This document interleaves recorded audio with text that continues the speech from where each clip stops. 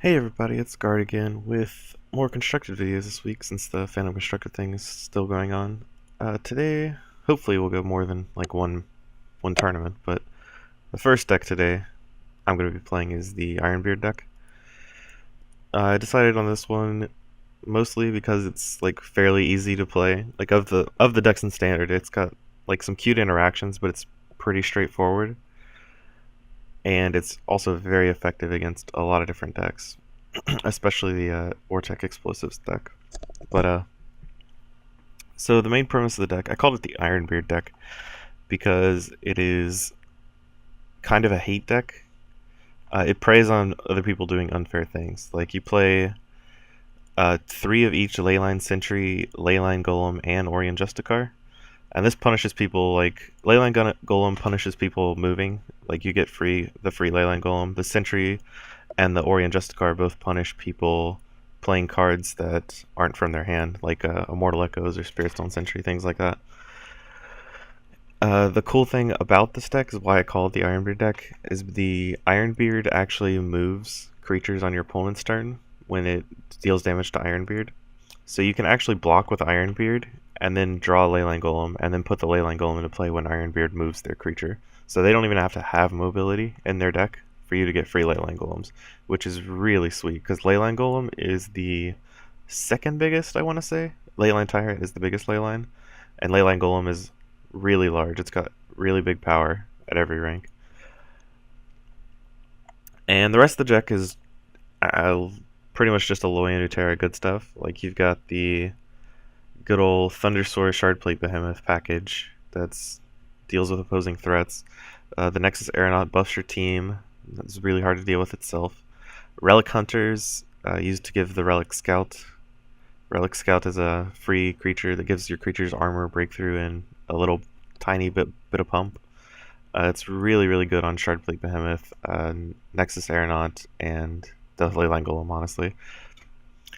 One of the cool things, also got some removal spells. Gauntlets of Soulgrim gives a creature armor and then deals damage equal to its armor to another creature.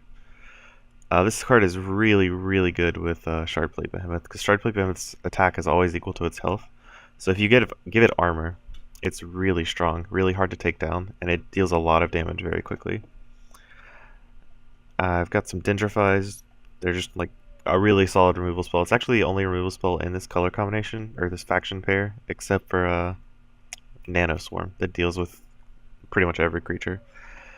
And you can play Nano Swarm. This deck's actually pretty malleable. The only cards I would consider mandatory would be the Leyline Golem, the Shardplate Behemoths, the Relic Hunters, and the Ironbeards.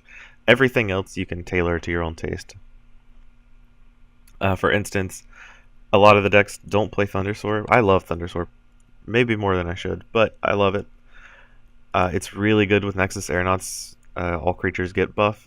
It's a really good blocker, and I'm playing a singleton Ferocious Roar to pump it, because when I was playing zero Ferocious Roars, I would just have these Thundersaurs as like O24s or O36s, and I would just try to draw a Nexus Aeronaut to like pump them so they would do damage. Ferocious Roar does that as well. It's also really good. I actually might play more copies. I haven't decided yet, because you get a lot of free creatures with the ley lines coming into play. So having a Ferocious Roar to pump your team is actually pretty good. I prefer Ferocious Roar over Ancestral Echoes and Verdant Charge, because Verdant Charge is only +1/+1 at rank 1. It's much better at ranks 2 and 3. Well, it's much better at rank 2, and it's arguable at rank 3. Verdant Charge gives +1/+1 in region at rank 1, +3/+3 in region 2 at rank 2, and I believe it's +6/+6 in region 3 at rank 3. Whereas Ferocious Roar gives +2/+2, so it gives double the amount of pump in rank 1, the same amount of pump but no region in rank 2, and it gives breakthrough in rank 3, which is huge. Breakthrough is a really good late game ability, because usually by that time people are pretty low, and any sort of damage you can break through with this deck is going to stick, like it's going to kill them. But before I got off on that tangent, when I was playing Thundersaurs without any buffs, it was like kind of underwhelming, especially since you couldn't just throw Gauntlets of Soulgrim on it, because Thundersaur needs to be dealt damage in order to gain power. So it was kind of awkward. I'd like put a Relic Scout and then replace the Thundersaur with it, and then my Thundersaur would grow really slowly, and it wouldn't be that big of a threat.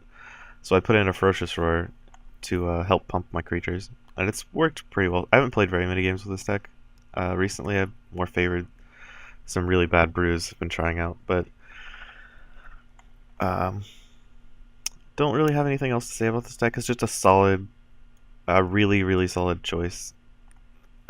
Not that expensive. Like, it's got a bunch of legendaries in it, obviously, but not as many as you'd think. For instance, you get the gauntlets and an Ironbeard already for free off the campaigns.